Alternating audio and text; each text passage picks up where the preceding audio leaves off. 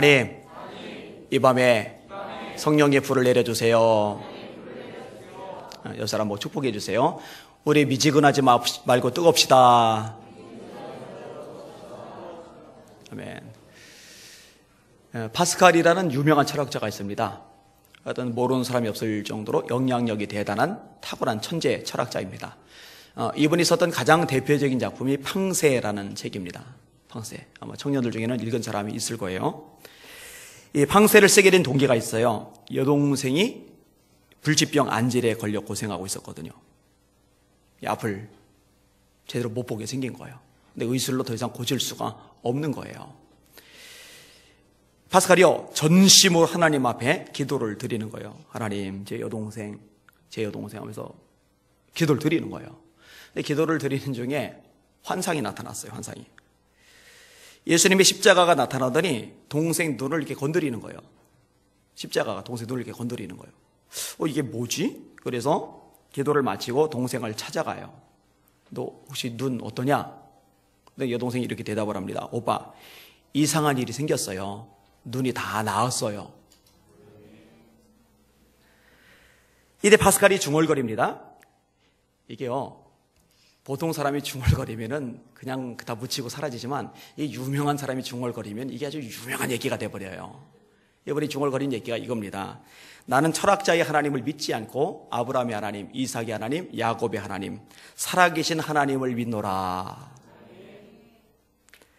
파스칼이 죽은 후에 옷에서 이상한 가죽 조각이 발견되는데요. 옷깃마다 가죽이 이렇게 붙어 있어요. 그리고 가죽에 이 글귀가 써 있는 거예요. 나는 철학자의 하나님을 믿지 않고, 자기가 철학자면서 나는 철학자의 하나님을 믿지 않고 아브라함의 하나님, 이삭의 하나님, 야곱의 하나님, 살아계신 하나님을 믿노라. 참 잘 경험했죠. 하나님의 고쳐주심을 경험하니까 이렇게 놀라운 고백을 하게 되는 거죠. 오늘 설교 제목 한번 따라 합시다. 하나님은 얼마든지 고쳐주실 수 있다. 믿으시면 아멘. 믿음 만큼 아멘. 다시 한번 합시다. 하나님은 얼마든지 고쳐주실 수 있다. 예수님의 3대 사역 여기였죠. 복음을 전파하시는 거예요. 예수 믿고 구원받아야 되잖아요. 그 다음에 구원받은 영혼들은 가르침을 받아야 돼요. 양육을 받아야 돼요. 그래서 제자로 성장을 해야 돼요. 그리고 영혼, 육, 일은 연약하면서 치료를 받는 거예요. 귀신 들린 사람, 귀신이 떠나가면은 회복이 되는 거, 치료가 되는 거잖아요. 이 정서적으로 문제 있는 사람, 수가성의 여인 같은 사람은 정서적으로 문제 있는 사람이에요. 삭개오 같은 사람은 정서적으로 문제가 있는 사람이에요. 그런 사람 많아요. 근데 예수님을 만나고 치료가 되잖아요. 또 육체적으로 병든 사람들 고쳐지잖아요. 요한복음 5장에 38년 된 중풍병자. 여러분 38년 됐으면요, 여기 있는 사람 상당수는요, 평생 산 횟수예요. 이 앞에는 두 총각, 노총각, 38살이거든요. 그러니까 태어나서부터 지금까지 누워 있으면은 되는 세월이에요. 그러니까 얼마나 오랜 세월 누워 있어요. 예수님이 네 자리를 들고 일어나라, 걸어가라 그러니까 들들들들 말아서 메고서 걸어가잖아요. 우리 예수님이 능력이 많으신 거죠. 네, 오늘 본문에도 이런 치유의 역사가 잘 등장을 합니다. 히스기야 이야기입니다. 자, 1절 같이 읽겠습니다. 1절 시작. 그때 히스기야가 병들어 죽게 되니 아모스의 아들 선지자 이사야가 나아가 그에게 이르되 여호와께서 이같이 말씀하시기를 너는 네 집에 유언하라. 네가 죽고 살지 못하리라 하셨다 하니. 자, 위기를 만났어요. 무슨 위기냐? 병이 걸렸는데 죽을 병이 걸린 거예요. 그럼 이 위기를 만난 히스기야 왕이 죗값으로 이런 병이 걸린 거냐? 안 그래요. 그 앞부분 내용을 제가 읽어드릴게요. 히스기야가 그의 조상 다윗의 모든 행위와 같이 여호와 보시기에 정직하게 행하여 그가 여러 산당들을 제거하며 주상을 깨뜨리며 아세라 목상을 찍으며 모세가 만들었던 놋뱀을 이스라엘 자손이 이때까지 향하여 분향함으로 그것을 부수고 누수단이라 일컬었더라. 히스기야가 이스라엘 하나님 여호와를 의지하였는데 그의 전후 유다 여러 왕 중에 그러한 자가 없었으니 곧 그가 여호와께 연합하여 그에게서 떠나지 아니하고 여호와께서 모세에게 명령하신 계명을 지켰더라. 이렇게 말씀하고 있어요. 그러니까 히스기야 이전의 왕도 그렇고 히스기야 이후의 왕도 그렇고 전무후무할 정도로 하나님을 의지해요. 하나님의 계명을 지켜요. 우상을 제거해요. 하나님만 바라봐요. 진짜 기가 막힌 왕이에요. 정말 탁월하고 훌륭한 왕이에요. 존경받아 마땅한 왕이에요. 정말 신앙이 확고부동한 왕이에요. 그런데 고난을, 위기를 만난 거예요. 여러분 얼마든지 그럴 수 있어요. 여러분들 일생 살다가 위기를 만날 때 그게 죄값으로 위기를 만나는 것이면 얼른 회개하세요. 얼른 회개하셔야 됩니다. 잘못했습니다라고 얘기를 하셔야 돼요. 그냥 가만히 있으면 안 돼요. 근데 만약에 내가 아무런 죄가 없는데 이런 위기와 고난을 만난다 그러면은 하나님께 미운 털 매겨서 그렇다고 생각하지 마세요. 하나님이 히스기야 사랑했어요. 아꼈어요. 그래도 어려움과 위기를 만날 수가 있는 거예요. 괜히 자격지심, 열등감 따위 빠지면 안 돼요. 속으면 안 돼요. 여러분 하나님 다윗 사랑하셨죠? 다윗 위기 겪어요, 안 겪어요? 많이 겪습니다. 참 많이 겪어요. 여러분 하나님이 욥을 사랑하시죠? 내 종 욥을 유의하여 보았느냐? 그같이 순전한 사람, 악에서 떠난 사람 없다라고 하나님이 인정하실 만큼 대단한 힘으로 욥입니다. 위기 겪어요, 안 겪어요? 겪는다니까요. 요셉이요. 하나님을 경외하잖아요. 반듯하게 살잖아요. 그런데 위기를 겪는단 말이에요. 얼마든지 겪을 수가 있어요. 문제는 이렇게 위기를 만날 때 어떤 반응을 보이느냐죠. 이 시대에는 참 바람직한 반응을 보입니다. 2절, 3절 읽을게요. 시작. 히스기야가 얼굴을 벽으로 향하고 여호와께 기도하여 이르되 여호와여 구하오니 내가 주 앞에서 진실과 전심으로 행하며 주의 목전에서 선하게 행한 것을 기억하옵소서 하고 히스기야가 심히 통곡하니 하나님 앞에서 통곡하는 거예요. 통곡도 그냥 통곡이 아니에요. 심히 통곡했다. 이 통곡은 흐느끼는 게 아니라고 말씀드렸죠. 엉엉 우는 거예요. 왕이 체면이고 뭐것이 엉엉 우는 거예요. 엉엉 우는 게 절대로 잘못된 거 아닙니다. 대신에 이 히스기야가 엉엉 울긴 우는데 그냥 엉엉 울기만 하는 게 아니에요. 어떤 것이 연결되어 있냐면요, 기도가 연결이 되어 있어요. 여호와께 기도하여 라는 말하고 쭉 연결이 되어요. 따라합시다. 너희 중에 즐거워하는 자가 있느냐? 저는 찬송할 것이요. 고난 당하는 자가 있느냐? 저는 기도할지니라.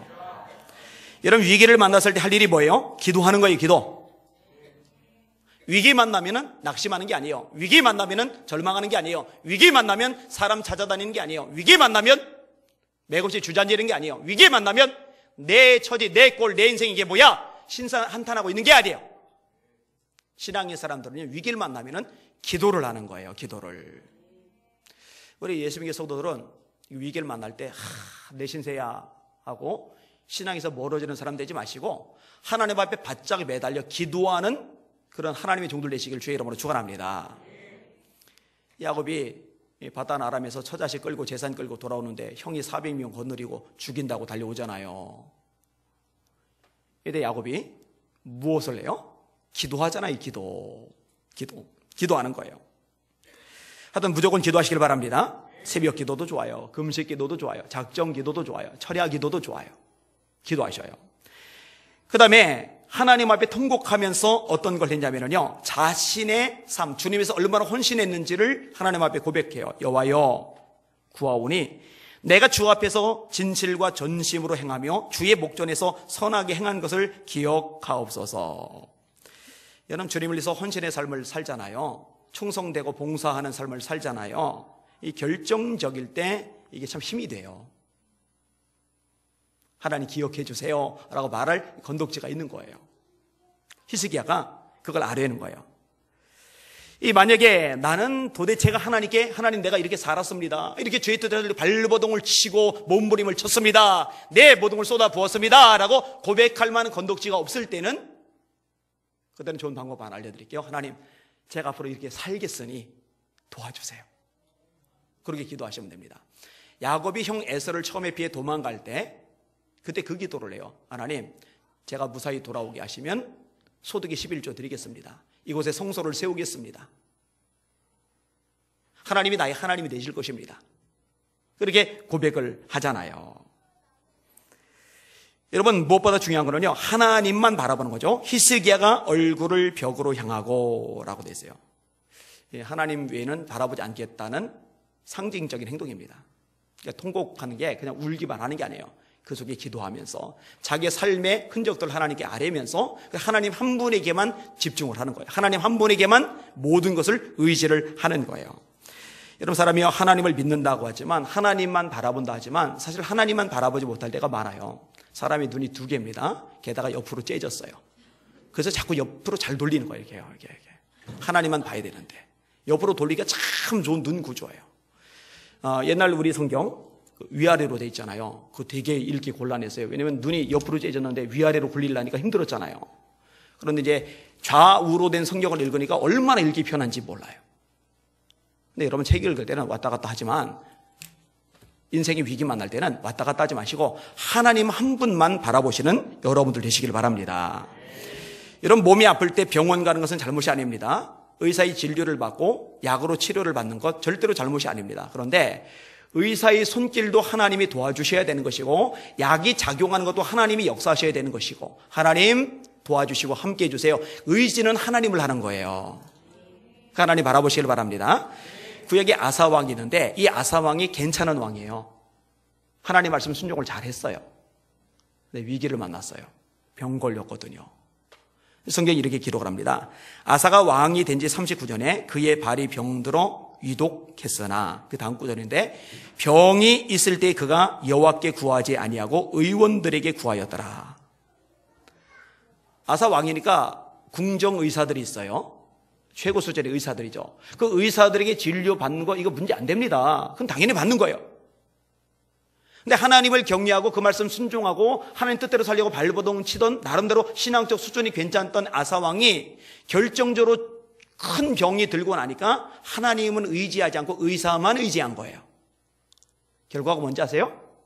아사가 왕위에 있은 지 41년 후에 죽어 그의 조상들과 함께 누움에 다윗성에 자기를 위해 파묻었던 묘실에 무리가 장사하였다. 이렇게 되어 있어요.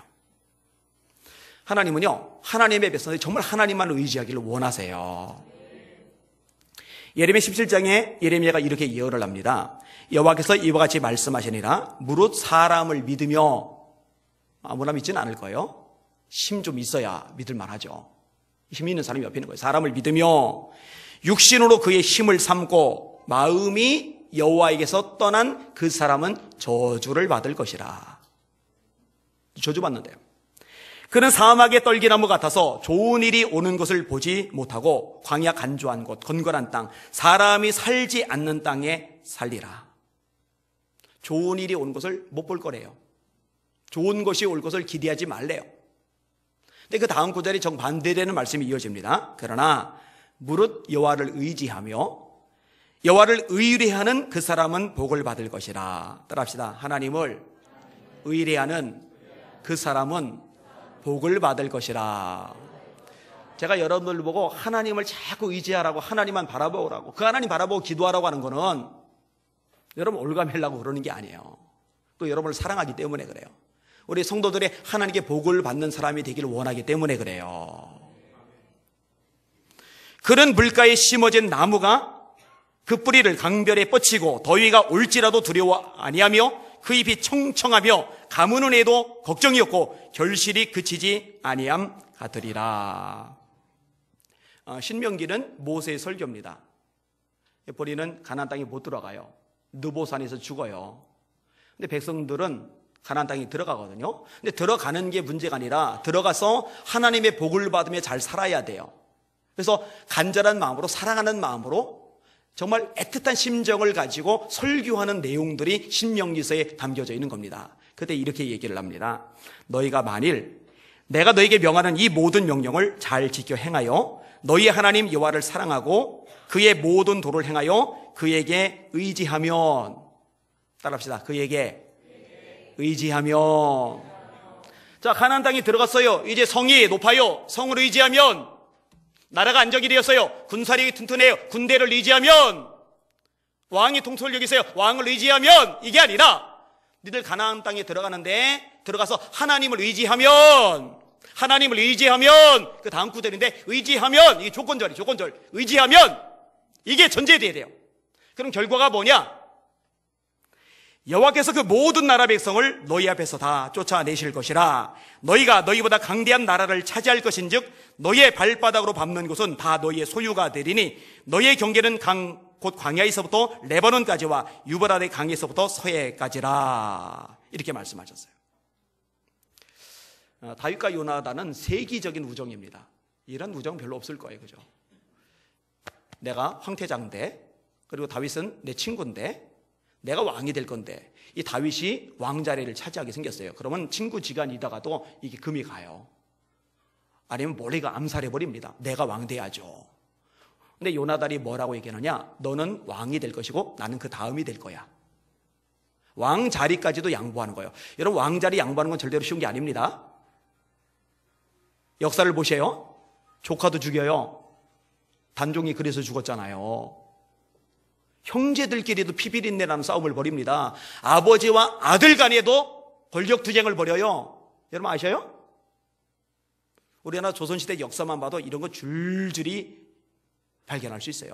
이방원하고 이성계하고도 권력투쟁 벌이잖아요. 사도세자하고 영주하고도 권력투쟁 벌이잖아요. 무서운 거예요, 권력이. 근데 넘겨주는 거예요. 근데 그게 다가 아니에요.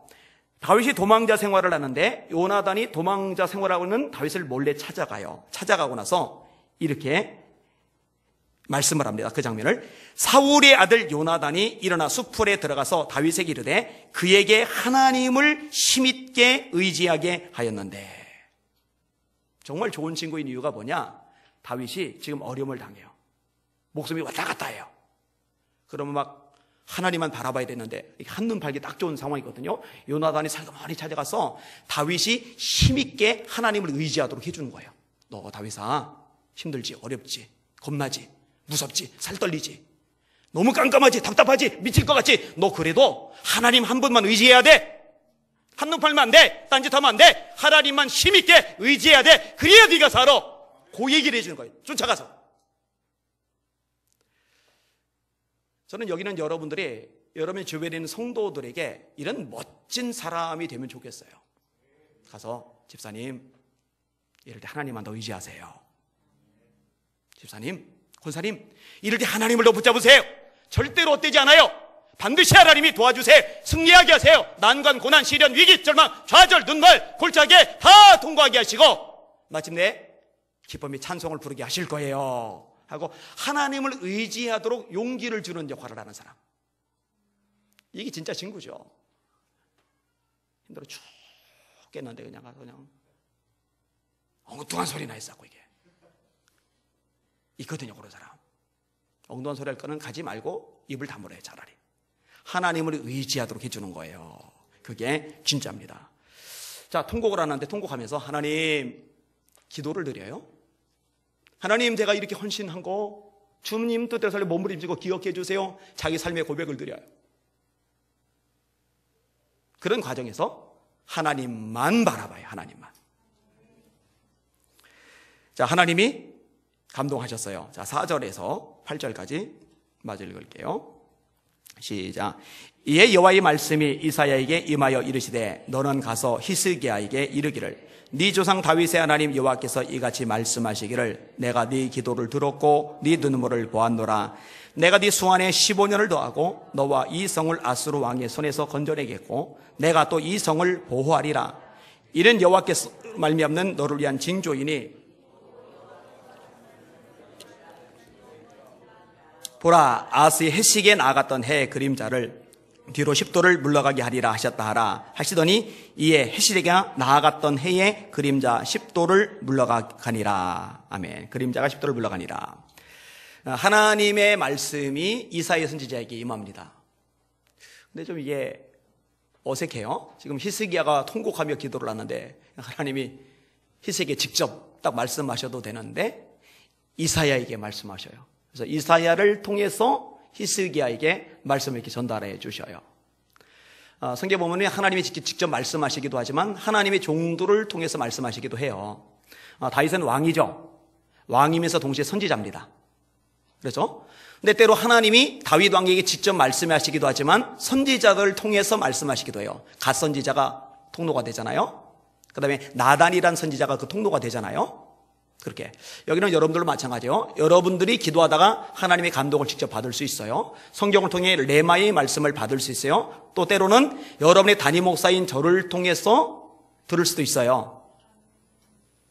그거를 잘 염두에 두셔야 돼요. 근데 잘 들어야 돼요. 자, 전달해 주는 메시지가 뭐냐? 내가 네 기도를 들었고 네 눈물을 보았노라. 벽 쳐다보고 기도했잖아요. 벽 쳐다보고 하나님만 본다는 거잖아요. 하나님이 그것을 보신 거죠. 통곡하는 거, 우는 거죠. 심하게 우는 거잖아요. 엉엉 우는 거예요. 엉엉엉. 눈물 나잖아요. 그 눈물 하나님이 보셨대요. 기도하는 거 하나님이 들으셨대요. 여러분, 여러분들이 하나님만 바라보고 기도할 때 하나님이 그 기도 들으십니다. 하나님 앞에서 눈물을 흘리실 때 하나님이 그 눈물을 보십니다. 저는 이 하나님이 좋아요. 하나님 청력도 좋으시고 시력도 무지 좋으세요. 찬양 중에 너의 작은 신음에도 응답하시니 주만 바라볼지어다 라는 찬양이 있잖아요. 같이 한번 해볼까요? 하나님의 사랑을 사모하는 자, 하나님의 평안을 바라보는 자, 너의 모든 것 창조하신 우리 주님이 너를 얼마나 사랑하시는지 하나님께 찬양과 경배하는 자, 하나님의 선하심을 닮아가는 자, 너의 모든 것 창조하신 우리 주님이 너를 자녀 삼으셨네. 하나님 사랑의 눈으로 너를 어느 때나 바라보시고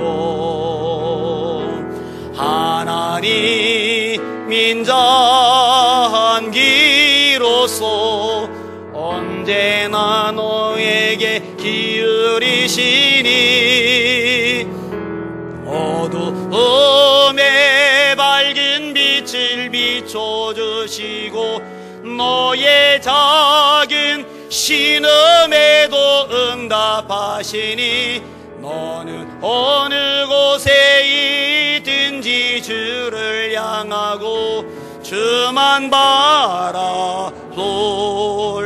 하나님 사랑의 눈으로 하나님 사랑의 눈으로 너를 어느 때나 바라보시고 하나님 인자한 귀로서 언제나 너에게 기울이시니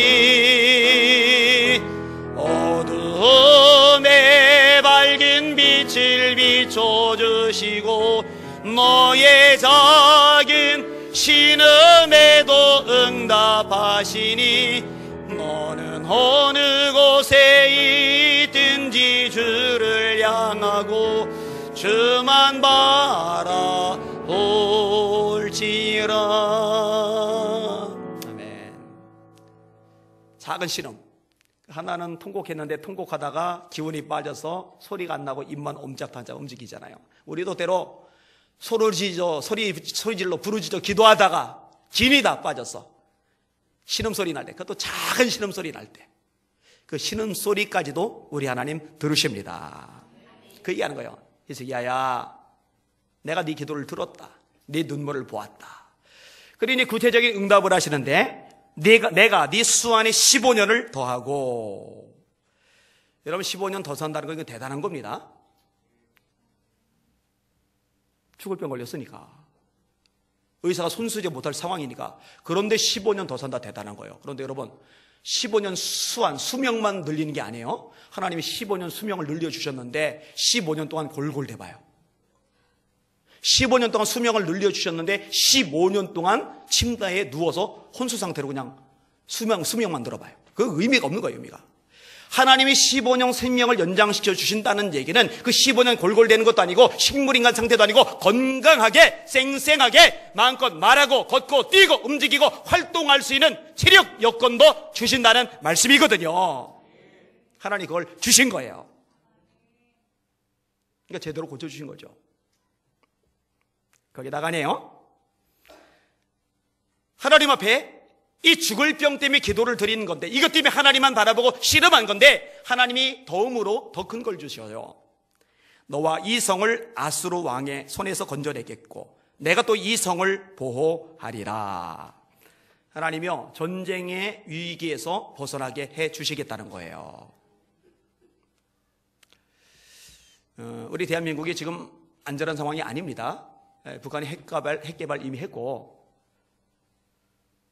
그리고 이미 미사일은 뭐 대한민국 다 전역의 사정관에 들어있고, 문제는 이제 핵이 이 미사일에 장착할 수 있을 만큼 핵탄두가 될 만큼 소형화가 얼마큼 됐느냐. 소형화가 이제 진짜 됐다면은 한 발만 쏴도 대한민국은 아주 박살나는 거예요. 아주 박살나는 거예요. 금요일날도 잠깐 얘기했지만 지금 한국에 있는 미국인들이 지금 빠져나가고 있어요. 진짜 위기를 느껴요.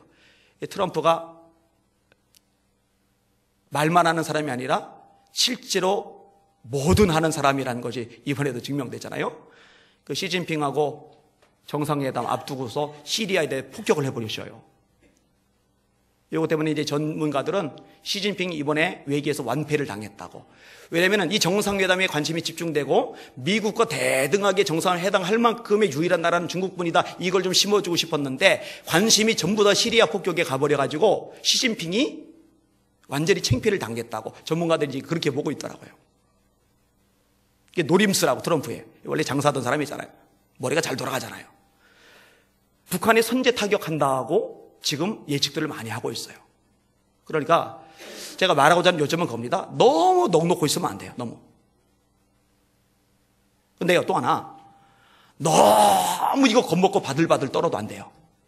특히 예수 믿는 사람들요, 여기 너무 집중하고 여기 너무 겁을 넣어가지고 휘청거려도 안 돼요. 왜냐?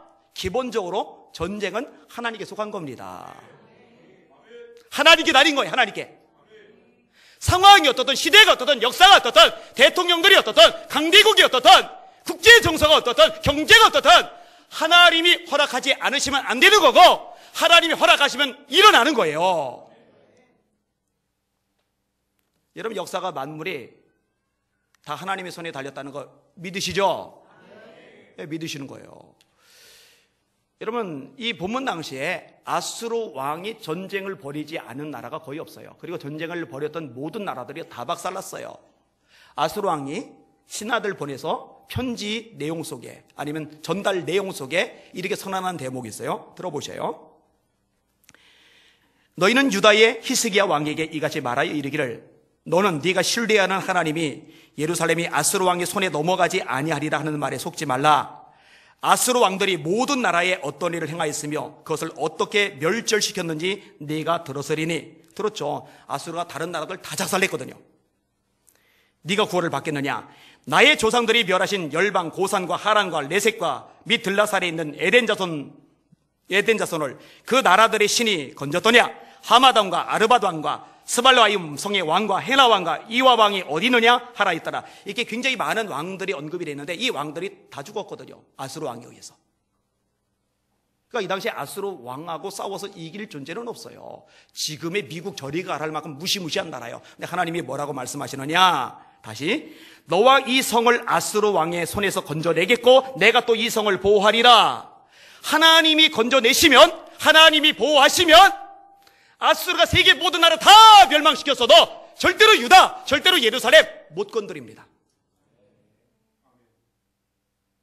이게 언제 일어났느냐? 히스기야가 하나님만 바라보고 기도할 때 일어난 거예요. 그러니까 무방비하게 지금 세상이 어떤지, 시대가 어떤지, 지금 나라 분위기가 어떤지 아무것도 모르고, 이거는 바보 천치, 이건 정말 뭔가 좀 수준 떨어지는 신앙인이고, 그러다 너무 아둥바둥해도 안 되고, 그럴 게 아니라 이럴 때 성도들이 하나님만 바라보는 거예요. 하나님만 의지하는 거예요. 하나님께만 전력해서 기도하는 거예요. 하나님, 우리 대한민국 보호하여 주시옵소서. 이 위기에서 벗어나게 하여 주시옵소서. 하나님이 벗어나게 하시면 김정은이 아무리 난리 발광을 쳐도 이거 못 건드려요. 하나님께 다 달린 거예요. 요게 초점이에요. 요게 초점. 하나님이 징조까지 보여주세요. 해 그림자, 해식의 그림자가 뒤로 물러가게 하셨어요. 말씀을 정리합니다. 자, 히스기야가 죽을 병 걸렸어요. 하나님이 통곡해요. 자, 위기를 만나서 통곡해요. 근데 여러분, 저와 여러분들도 너무너무 힘들면, 너무너무 좀 답답하면, 너무너무 좀 미칠 것 같으면 막 가슴이 무너져 내리고 막 울음이 나올 수도 있어요. 그런데 울기만 하면 안 돼요. 여기 세 가지가 덧붙여졌다고 그랬어요. 하나는 울기만 하는 게 아니라 울면서 기도를 하는 거예요. 그리고 울면서 기도하는데 그동안 살아왔던 삶의 자고 하나님을 위해서 헌신하며 충성하며 그 말씀대로 순종했던 삶의 흔적들이 있는 거예요. 그 흔적들을 안고서 기도하는 거예요. 단 기도하되 여기저기 기웃거리면서 혹시 누가 어디 돌파하고 있나 가재미는처럼 이러고 하는 게 아니라 하나님만 바라보고, 이게 요점이죠. 그러니까 하나님이 히스기야 죽을 병을 고쳐주신 거예요. 여러분, 개인의 병만 고쳐주시겠어요? 하나님이 가정도 고쳐주실 수 있어요. 교회도 고쳐주실 수 있어요. 이 나라도 하나님이 고쳐주실 수 있어요. 우리 대한민국 중병 들었어요. 중병, 정말 중병 들었어요. 한 나라인데 두 조각 났어요. 왜 이렇게 미워해요? 왜 이렇게 욕하고 못 잡아먹어 안달해요? 못 끌어내려서, 못 긁어서 칭찬하고 격려하고 위로하고 너 최고야 용기를 주고 이런 대한민국 분위기가 아니라 내 편이 아니면 다 때려잡아야 될 적군 취급하는 증오의 문화, 미움의 문화가 대한민국을 삼켜가고 있는 것처럼 보여요. 이거 병든 거예요. 병든 거. 네, 하나님이 역사하시면 개인도 가정도 교회도 나라도 고쳐주실 수 있으십니다. 우린 그 하나님을 믿는 거예요. 그 하나님을 바라보는 거예요. 한 사람 소개할게요. 남성국교 3학년 때 탁구를 시작했답니다. 성격이 좀 고약했어요. 연습하다가 시합하다가 뜻대로 안 되면은 라켓을 막 물어뜯고 막 땅에다 막 패대기 치고 막 초등학교 3학년짜리가 싹수가 노래해가지고 그냥 어디 숭지를 그렇게 부려요. 그죠? 중요한 시합 때는 급한 성격 때문에 긴장을 해서 시합을 망치고, 선생님 중에 한 분이 교회 안 다니는 분인데 얘를 보니까 이 정서가 이게 문제가 심각하거든요. 그래서 야, 너 교회라도 가라. 교회도 안 다니는 선생님이 너 교회라도 가라. 교회에 가서 좀 이거 정서 좀 해결 좀 하더라. 예, 교회 보낸 거예요. 중학교 2학년 때 엘보 증상이 왔어요. 팔꿈치가 계속 아픈 거예요. 이 통증이 심해서 이게 올리지도 못하고 내리지도 못하고 펴지도 못하고 접지도 못하고, 그러니까 엘보인데 심한 엘보가 온 거죠. 의사가 경고합니다. 탁구 그만둬라. 근데 마음에 꿈이 있어요. 태극마크를 달고 싶은 거예요. 국가대표가 돼서. 경기가 있을 때마다 진통주사 맞으며 시합을 해요. 이거 참 독한 애죠. 참 독한 애죠. 그 진통주사 맞고 시합을 나가고 팔을 쓴 다음에는 그 후유증 때문에 기부스한 상태로 끙끙 앓는 거죠. 그러니까 갈급한 심령이 돼요. 어린 나이지만 이 기부스한 팔, 오른팔로 설교를 못 쓰면 왼손으로 설교를 받았어요. 철야 기도를 나가요. 새벽 기도를 나가요. 누가 깨우지 않고 나가요. 근데 나가는 목적은 간단해요. 주님을 사랑해서, 주님을 만나고 싶어서가 아니에요. 태극 맞고 달고 싶어서. 그럼 이게 나아야 되고, 이게 나으려니까 저 위에 계신 분이 고쳐져야 되고, 왜냐면 의사 병원 가봤더니 안 되거든요. 그래서 가는 거예요. 학교 수업 마치고 가면 다시 교회 가서 기도하고, 집에 가면 라디오 켜고 목사님 설교 듣고. 이 중학교 때. 고등학교 가서도 똑같이 해요. 고3이래요. 국가대표 주전이 됩니다. 세계 탁구 선수권 대회에 출전을 합니다. 근데 마음이 착잡해요. 그동안 맞아오던 진통제, 이제 효과도 안 나타나는 거예요. 너무 아파요. 탁구를 그만두고 싶어요. 결국 중국과 대결하기 전에 복식에서 져요. 패배로 인한 눈총 때문에 움츠러들어요. 대진표 보니까 단식은 중국 최강 선수들과 맞붙었는데 안심이 되더래요. 왜냐면 최강 선수라 변명의 여지가 있으니까 마음이 좀 편해지더래요. 그런데 놀라운 결과가 나와요. 3명의 중국 선수를 이기고 결승 진출합니다. 결국 준우승을 하고 매스컴의 조명을 받아요. 그러니까 여기쯤 내릴까요? 이제는 정부에서, 운동기관에서 이 팔을 고쳐주려고 나섰어요. 왜냐면은 메달을 따올 수 있는 인재감이거든요. 이 국가가 관심 갖고 팔 고쳐주려고 하는 거예요. 그런데 여전히 아파요. 어느 날 팀 선배의 어머니가 권합니다. 기도원 가서 안수기도 좀 받아보라고. 근데 생전처럼 기도를 갔는데 이 분위기가 적응이 안 되는 거예요. 어색한 거예요. 그래서 한 구석에 쪼그리고 앉아 있어요. 근데 목사님을 설교를 듣는 중에 이분이 처음으로 깨달은 게 뭐냐? 내가 죄인이구나. 여러분, 이게 사실은 복음의 시작입니다. 내가 죄인임을 모르는 사람은 아직 구원받은 사람일 수가 없어요.